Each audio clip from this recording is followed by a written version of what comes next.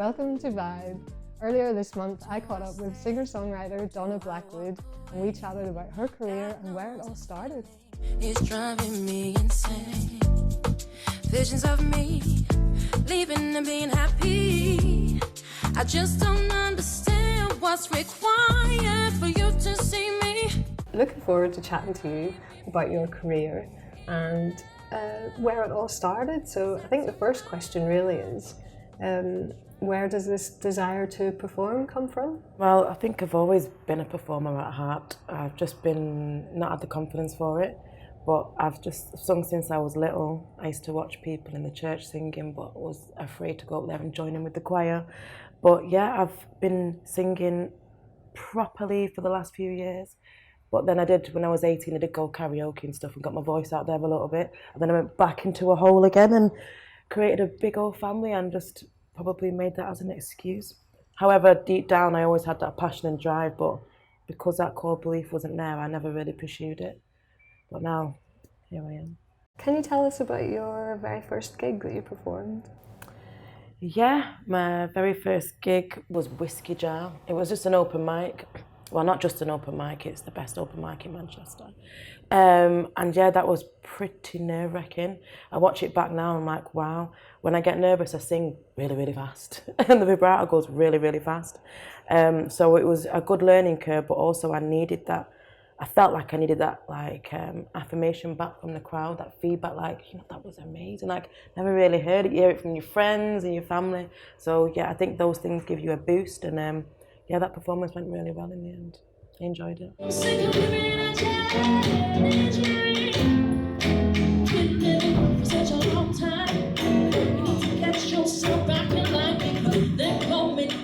Is it that performing live that is your passion really, or do you write your own songs as well, or how does it work for you as an artist? Okay. Well, it's 50-50, but I think most artists would say they prefer performing live because it's the energy, it's the interaction, it's giving.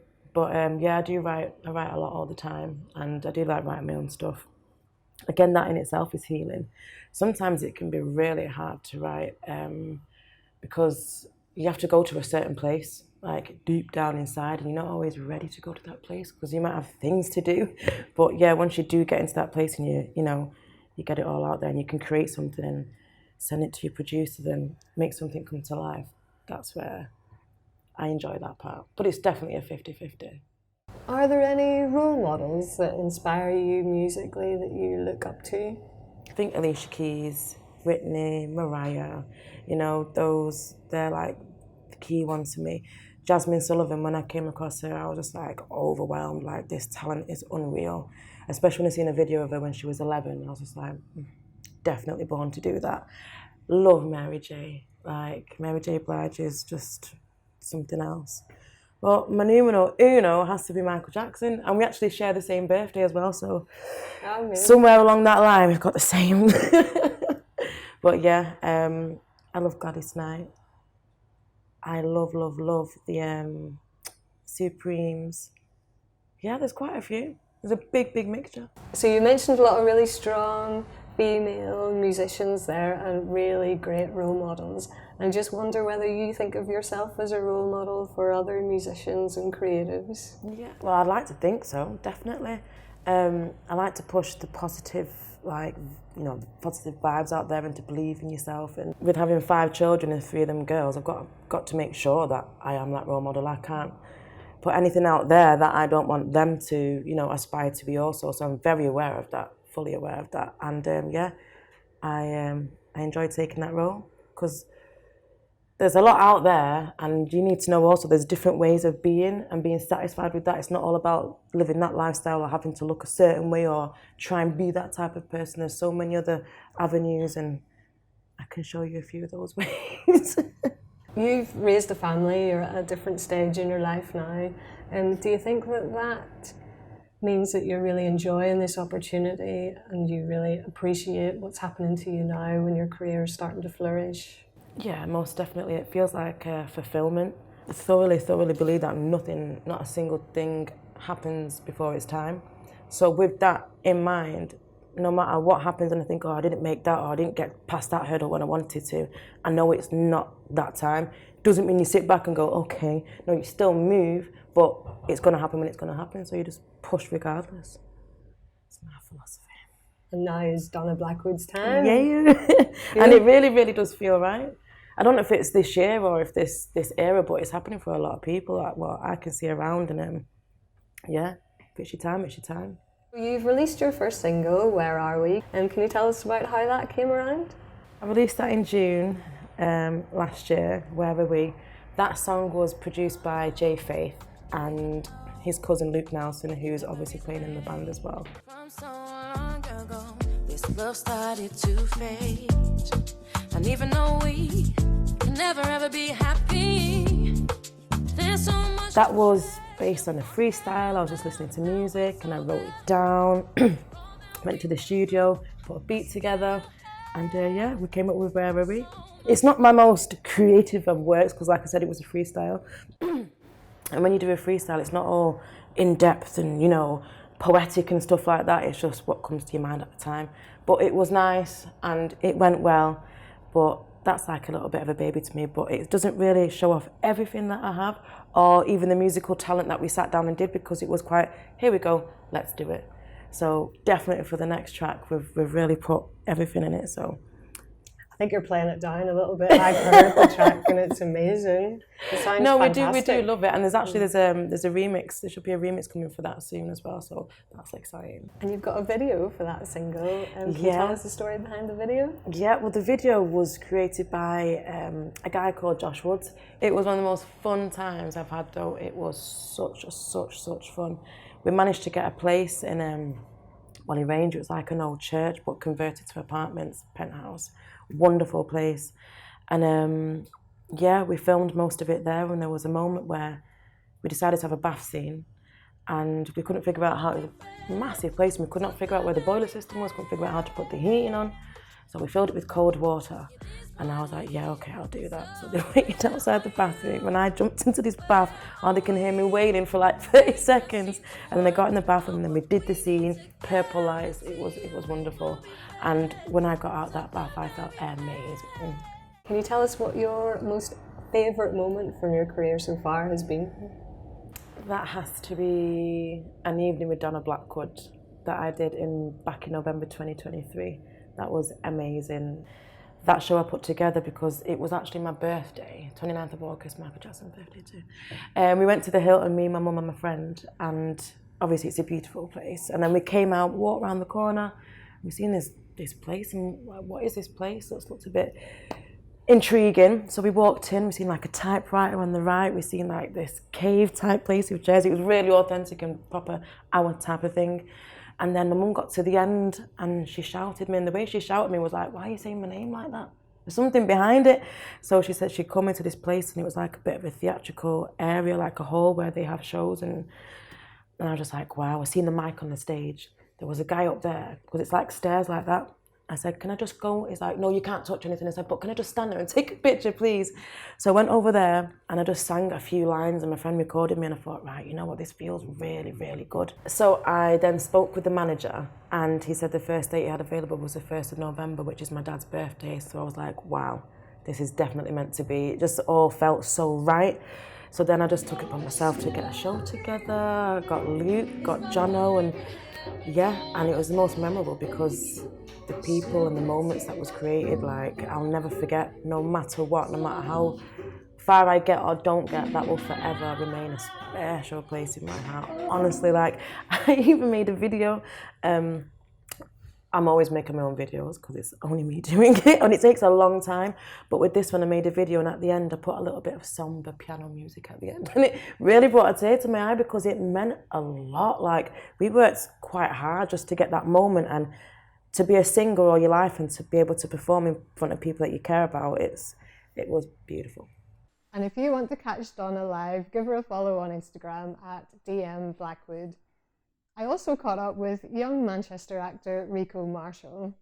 Well, actually, I don't know what age he is, but he's younger than me, so he's very young. Tell us, when did the acting bug start for you? So I'd say it started when I was around 8, 9 years old. In primary school, I was ill all the time. So in that time, I would watch so many films from that era, films from the 80s. I used to watch it and bond with my mum. And then from that point, it was like, I just fell in love with the stories. Even like there was films I was watching that I didn't even understand because obviously I'm 8 years old, but there was something that the characters were doing that made it engaging. And then around, obviously at that time as well, I had no acting friends. Like people liked films, but I didn't know any actors or anything like that. And they weren't teaching at our school until we got to year 8, year 9.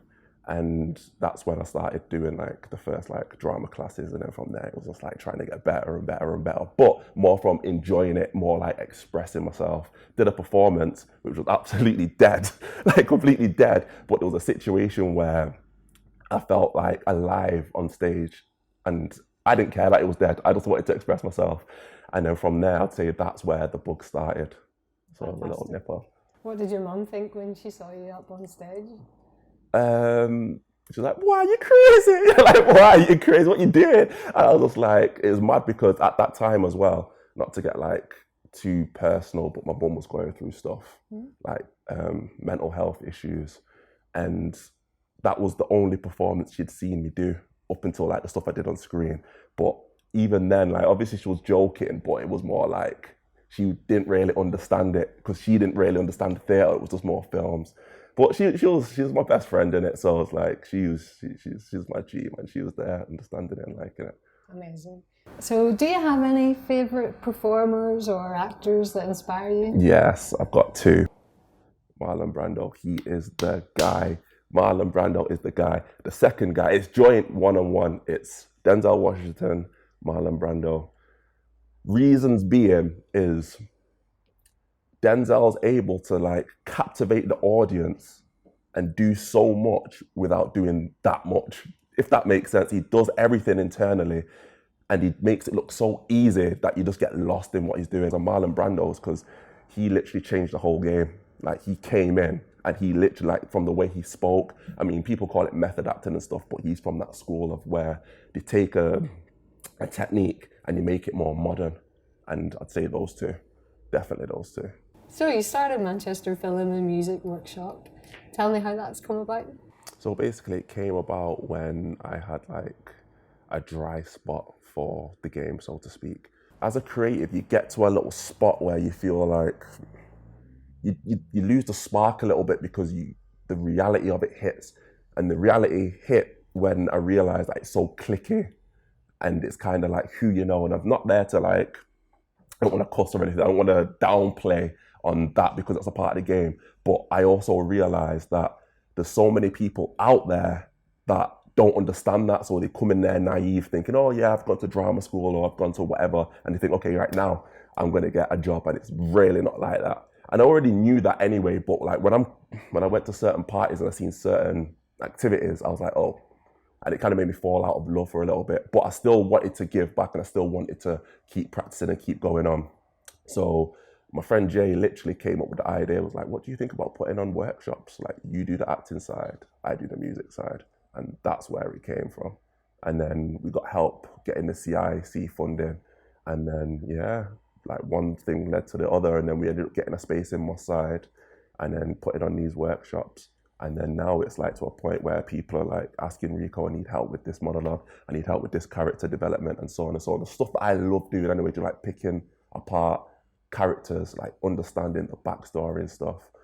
And yeah, so now it's just like, yeah, Rico, come to Nottingham, Rico, come to Birmingham, Rico, come to this, can you do that, can you do that, can you do that? And yeah, I love doing that sort of stuff. In the next year or two, are there any particular storylines or subjects that you'd like to work in? Yeah, I wanna touch upon racism, but I wanna do it from not the typical black and white. I don't wanna do it from that point of view. I wanna do it from a classist point of view. And I wanna get deep into the crevices of, even though obviously there will be different, it'll be different. It's not, there will be an element of white people and black people, but I don't want it to be like, oh, you're a black guy, you can't get this job. I want it to be like layered. Like, we don't want you to get this job because we are inferior and we feel like that. and I also want it to balance out to where we're both feeling that they are inferior to each other. And that's the fight that I want it to be, as well as I want to bring in other cultures as well, in terms of like in the Asian community, what Asians have said to Black people, what Black people have said to Asians, because I feel like that's a thing that kind of gets skimmed over. But I also want to do it in a way like how Shane Meadows films his stuff. So if you've seen This Is England, Yeah. I want it to be like that cutting edge. That's what I want to do. I also want to I wanna play an alcoholic, and function alcoholic, because I feel like alcohol is especially in this country, it's looked upon as, oh yeah, it's a social thing, and I mean it is, but there's actually people that literally wake up, oh, I need a pint. And what happens when they don't have that pint? I want to really touch on real like issues like that. I want to touch on mental health, but I want to do it in a way where I don't want you to feel sorry for me. I want you to feel like nothing's wrong until you see the nuances. So I really want to touch on those roles, but I want it to be told from a perspective from someone that has a youthful energy that people can relate to.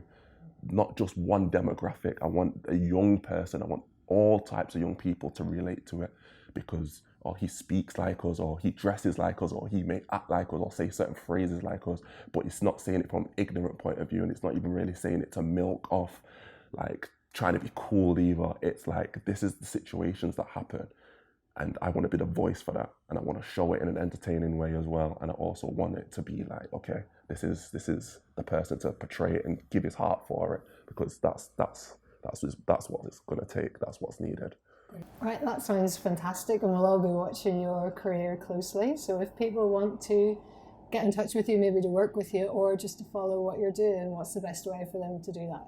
Okay, you can get me on Instagram, Rico MUD, or you can just, the best thing to do though is email rico46@hotmail.co.uk. Don't want to sound like an old man right now. I'm sorry, kids. I know I've got TikTok and all of that. But email, that'll be the best thing to get to me, and I can send you files and stuff like that. And a good old Hotmail address as well. Good old Hotmail, good old Hotmail. So thank you so much. It's been so interesting to talk to you. You've already had a fantastic career by the sounds of it. I really look forward to everything else that you do in the future. Thank you so much. Thank you for your time. If you'd like to get in touch with Rico, you can contact him at rico46@hotmail.co.uk. I'll leave you now with Donna Blackwood's new release, Where Are We? And until next time, goodbye. Do I stay? Do I walk away? God knows this feeling is driving me insane. Visions of me leaving and being happy. I just don't understand what's required for you to see me finally be free in love. Is that too much? I try to make some sense of it, but you're too busy living in your own world. Where are you? Where are we? We can't seem to work it out, but we need to guarantee we will be friends till the very end. It is what it is. So even though many memories made from so long ago, this love started to fade. And even though we can never ever be happy, there's so much to treasure forever. But now it's over. After all that we've been through, I still have so much love for you. So now you have to move right along, so I can change up topics of my songs, boy. Where are you? Where are we? We can't seem to work it out, but we need to guarantee we will be friends till the very end. It is what it is. So I don't know how to feel. I don't know how to feel when you're not around me. It drives me so crazy